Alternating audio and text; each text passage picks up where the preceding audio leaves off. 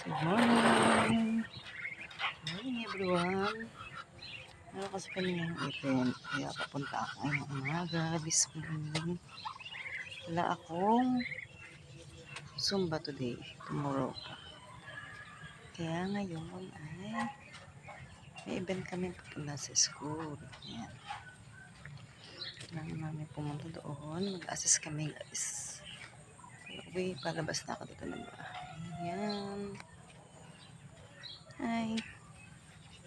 Ito. Sa kanang bahay namin. Guys. Ano siya guys? Ito yung lugar namin. Ito. Labas na ako ng bahay. Ito ang aming uniform guys.